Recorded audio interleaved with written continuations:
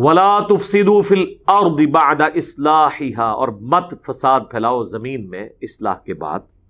وَادْعُوهُ خَوْفًا وَطَمَعًا، اور پکارو اس کو خوف کے ساتھ اور امید کے ساتھ.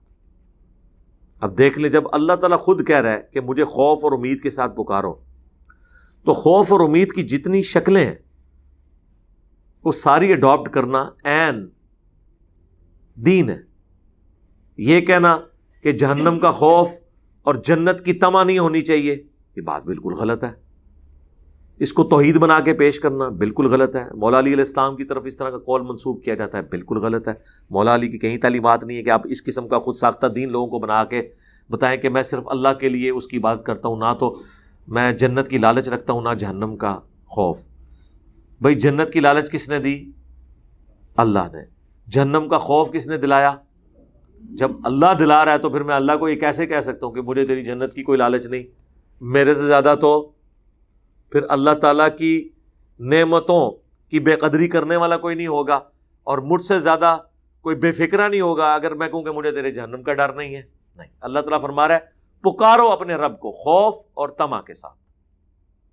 اچھا، بعض لوگ کہتے ہیں نہیں، اس خوف اور طمع سے مراد ہے اللہ کا خوف اور اللہ کی طرف جو ہماری اٹریکشن ہے وہ طمع. بالکل ٹھیک ہے، یہ بھی معنی درست ہے، یہ بھی ہے. لیکن اللہ نے جس جنت اور جس جہنم کی نوید اور وعیدیں قرآن میں بیان کی ہیں وہ بھی تو اس میں شامل ہیں. وہ شیطان نے تو نہیں دی ہوئی، اللہ نے دی ہوئی ہے. اس کا کلائمیکس تو سورۃ الفرقان کی وہ آیت ہے. اللہ تعالیٰ نے اپنے نیک بندوں کی جب نشانیاں گنوائی ہیں نا، تو سر نیک بندے تو وہی ہیں نا جن کو اللہ اون کر رہا ہے.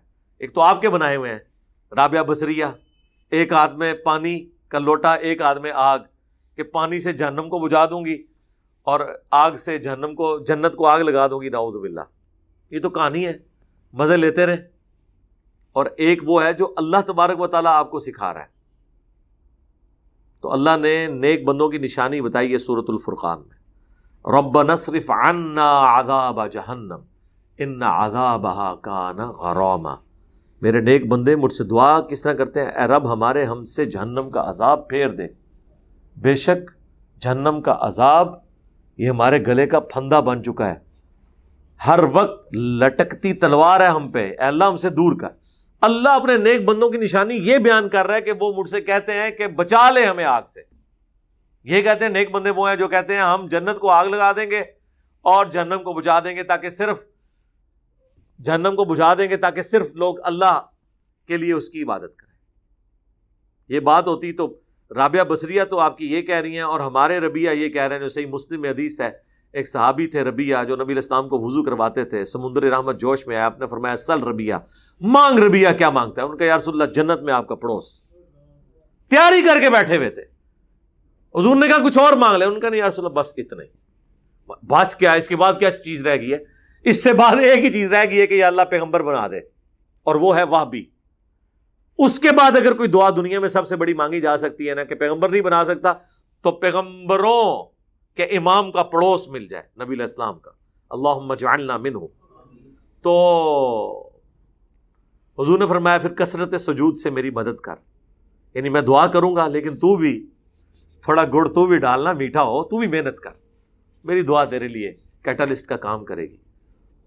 تو حضور نے تو ان کو نہیں کہا کہ یہ کیا تو جنت کا سوال کیوں کر رہا ہے، تجھے تو چاہیے تھا کہ میں اللہ کی محبت کی وجہ سے اللہ کی عبادت کرتا ہوں. ان زمانوں میں یہ عقیدے نہیں ہوتے تھے. یہ سب خرافات صوفیاء کے زیر اثر آئی ہیں. اس زمانے میں وہ دین تھا جو قرآن و سنت میں تھا. اس کا مطلب ہے یہ جو اللہ نے غلو سے روکا ہے نا، غلو آپ اللہ کی شان میں بھی نہیں کر سکتے. یہ غلو بھی ہے نا اللہ کی شان میں، کہ اللہ جو چیز نہیں کہہ رہا وہ آپ کہہ رہے ہیں. اللہ کی شان میں یہ بھی غلو ہے کہ کوئی شخص کہے کہ میں پیغمبروں کے بغیر اللہ تک پہنچنا چاہتا ہوں. بھئی جب پیغمبروں کو اللہ ہی نے ذریعہ بنایا ہے اور ان کو رول ماڈل بنایا ہے اور ان پہ نازل ہونے والی کتابوں کی پیروی کا ہمیں حکم دیا ہے، اب ہم اللہ کے ساتھ اس بات پہ کیسے جھگڑ سکتے ہیں کہ یا اللہ پیغمبروں کو نکال، میں تیری عبادت کرنا چاہتا ہوں اپنی مرضی سے. تو اسے کہا جائے گا شیطانی توحید. رحمانی توحید وہ ہے کہ جو اللہ نے آپ کو سکھائی ہے پیغمبروں کے ذریعے. تو یہ بھی اللہ کی شان میں غلو ہوگا کہ کوئی شخص یہ کہ اللہ مجھے جنت جہنم نہیں چاہیے، یعنی آپ ڈیگریڈ کر رہے ہیں. تو جنت کو ڈیگریڈ کرنا یہ اللہ کی قدرت کا، اس کی نعمت کا مذاق اڑانا ہے. اور سب سے بڑی بات، ہمیں تو وہ جنت چاہیے جہاں پہ ہمیں اللہ کا دیدار ہوگا. وہ جنت ہمیں چاہیے جہاں پہ نبی علیہ السلام کا پڑوس ملے گا انشاءاللہ تعالی. وہ ہمارے ایکس مرشد جو ہے نا باپا جانی، انہوں نے ایک شعر نعت لکھی بڑی لمبی، اس میں ان کا شعر تھا کہ خدا گر قیامت میں فرمائے مانگو، لگائیں گے دیوانے نعرہ مدینہ. تو اب انہوں نے اپنے عشق و سرور میں، وجدان میں، وخر جہاں میں ایک شعر کہہ دیا کہ قیامت کے دن اگر اللہ تعالیٰ نے ہم سے پوچھا نا کہ کیا چاہیے، تو ہم کہیں گے مدینہ چاہیے. تو اس پہ گرفت کی غلام سو سعیدی صاحب نے، بریلوی عالم ہے، وہ کہتے ہیں یار قیامت والے دہاڑے مدینے جا کے لینا جے، جس کی وجہ سے مدینے جانا تھا وہ تو جنت الفردوس میں ہے، تو جنت مانگو.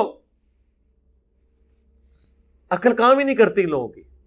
بھئی مدینے کے ساتھ ہماری نسبت کس وجہ سے ہے کہ نبی علیہ السلام تشریف فرمائے. جب اللہ کے نبی جنت میں ہوں گے تو ہم نے مدینے جا کے کیا کرنا ہے؟ بس اب وہ نعرے ہم بھی اس وقت پڑھتے تھے، بڑا جھومتے تھے، واقعی یار جنت بھی نہیں چاہیے، مدینہ چاہیے. سر ہماری جنت تو وہ ہے جہاں پہ نبی علیہ السلام ہوں گے. دنیا میں وہ مدینہ شریف ہے جنت ہے نا سر، ریاض الجنہ. ہاں بخاری مسلم میں آیا ہے کہ میرے گھر سے میرے ممبر تک جنت کا ٹکڑا ہے، اور قبر رسول سے ممبر رسول جنت کا ٹکڑا. یہ امام بخاری نے اس پہ ہیڈنگ مان دی ہے، قبر کا لفظ لکھ دیا کہ قبر رسول جنت کے ٹکڑے میں. تو دنیا میں وہ ریاض الجنہ، اے پاک پتن والا نہیں ریاض الجنہ، وہ جا لیجیے اوڑا جنتی دروازہ. دنیا میں جنت وہاں پہ، اور آخرت کی جنت جہاں نبی علیہ السلام تشریف فرما ہوں گے. وہ مدینے والی جنت میں نہیں ہوں گے، ریاض الجنہ والی جنت میں، وہ جنت والی جنت میں ہوں گے، جنت الفردوس میں. اللہم انا نسألک جنت الفردوس مع النبیین والصدیقین والشہداء والصالحین آمین. تو انہوں نے کہا بھئی ہم تو پھر اللہ سے یہی مانگیں گے کہ ہمیں جنت میں بھیج.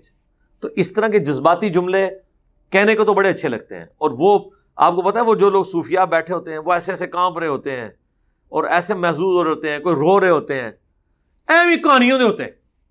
وہ کوئی گل ہوئے، کوئی بنیاد ہو، اور پھر بنیاد بھی نہیں، الٹا قرآن و سنت کے خلاف تعلیمات ہے، اور آپ یہ سمجھے ہوئے کہ ہم یہ اللہ کے ساتھ محبت کا اظہار کر رہے ہیں. اللہ سے وہ محبت ایکسیپٹیبل ہے جو اللہ کے پیغمبروں نے بتائی ہے، جو اللہ نے کتابوں میں بتائی ہے. ورنہ تو آپ اپنی مرضی سے جو مرضی آپ کرنا شروع کر دیں. مطلب کوئی شخص یہ کہتا ہے کہ یا اللہ میں نے صرف تجھے سجدہ کرنا ہے، آج کے بعد میں نے کعبے کی طرف منہ ہی نہیں کرنا، یہ بھی ایک پتھر ہے. لو کتنی جذباتی بات ہے، میں نے حضرت کو نہیں چومنا.